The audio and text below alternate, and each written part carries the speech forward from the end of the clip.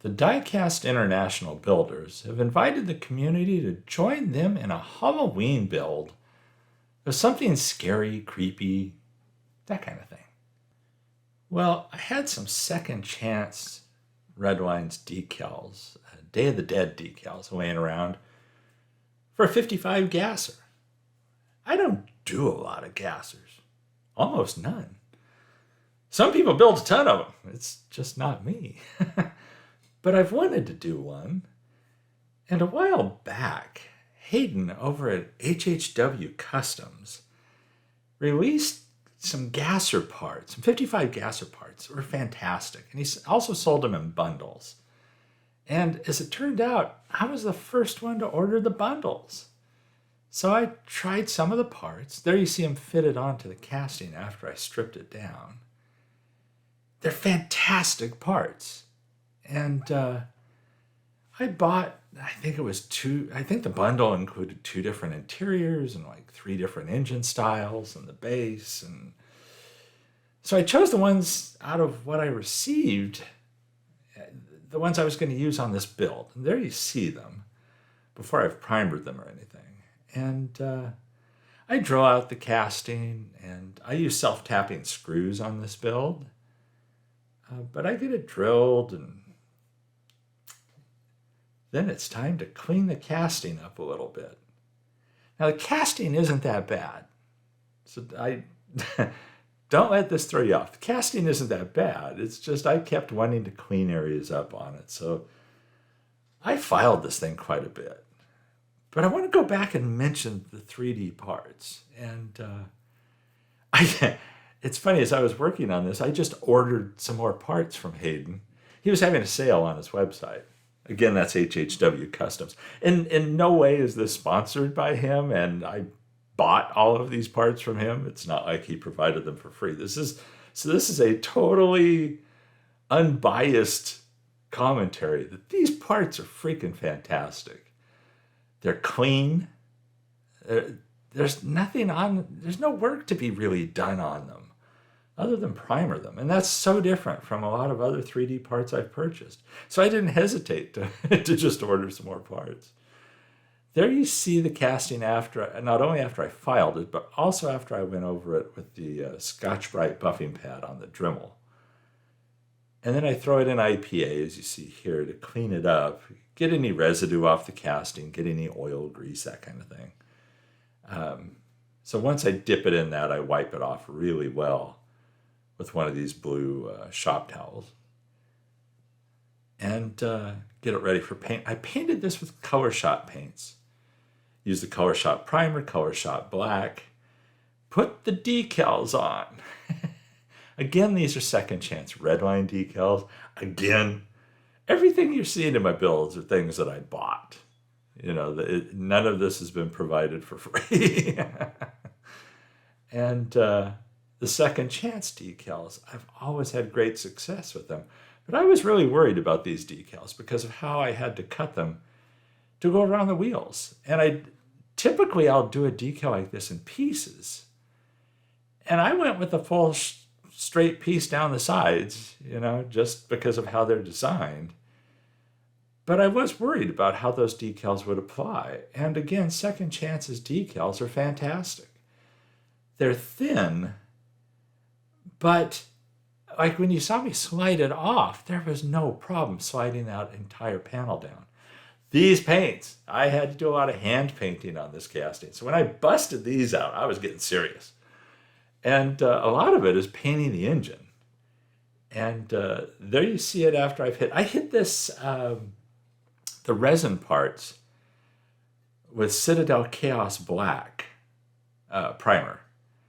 The closest thing I had to Chevy Orange for the block was kind of a rust paint, but it's a very orange rust paint. And then I had to figure out the ordering on how I was going to paint them. So I painted around the stacks there first with the red for the filters, and then did the chrome. Gauzy the glass.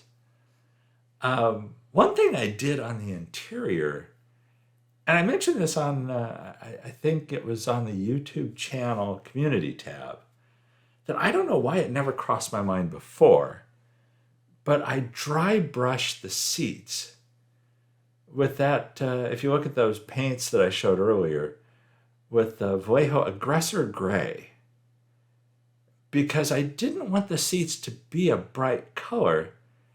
And you know how seats look. I mean, everybody's seen seats in a car. And it's like they aren't bright. They typically aren't bright seats.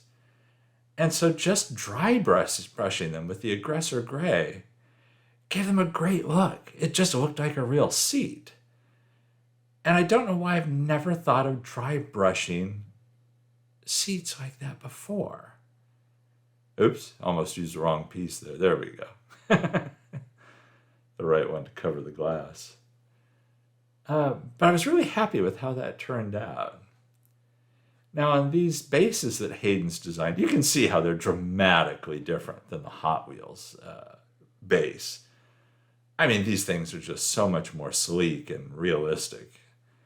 I used the way I've done a lot of these before. I did a short tip on doing them axles this way, where you cut just a small piece of axle tube, use some CA glue on the tip of the axle. You only cut one end of the axle, slide it through. In this case, there's the resin tube from what he designed. Put a little CA glue on the end of the axle, and then take that little axle tube donut that I've cut, and you can barely see them in this picture because they're dots.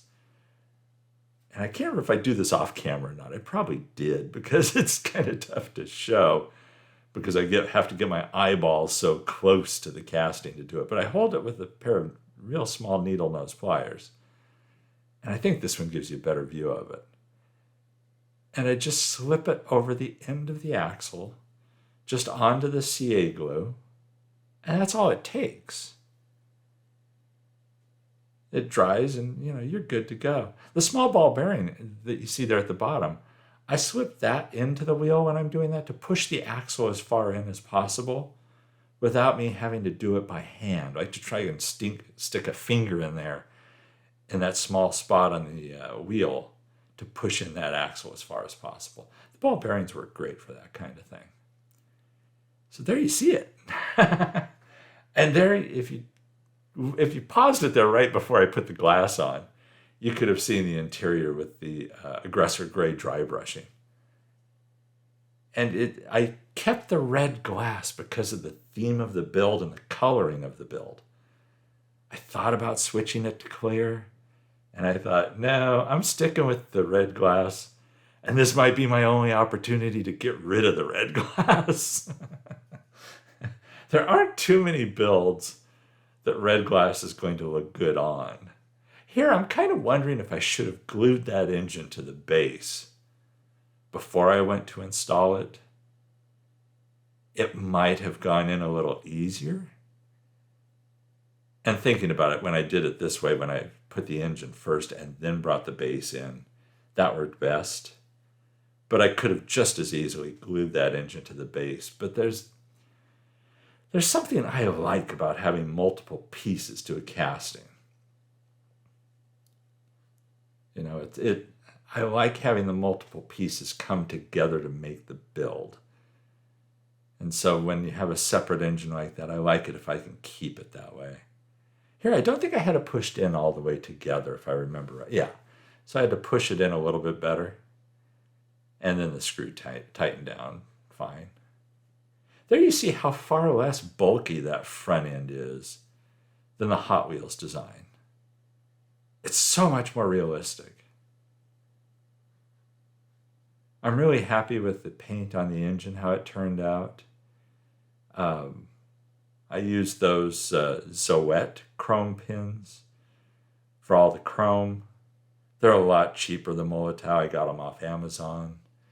It's a 3-pack of three. The ones I got were in a 3-pack of 3 different sizes. One's a really fat tip that works really well on stuff like the back bumper. And then for some of the very small areas, there's an ultra fine tip one.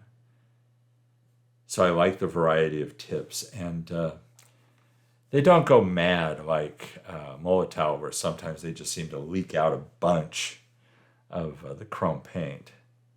And I don't feel like brushing it. I might do that at some point. In some cases I have in the past. But oddly enough, with this combination of sizes of these pins, it works out pretty well. So a moment ago, you saw where we started.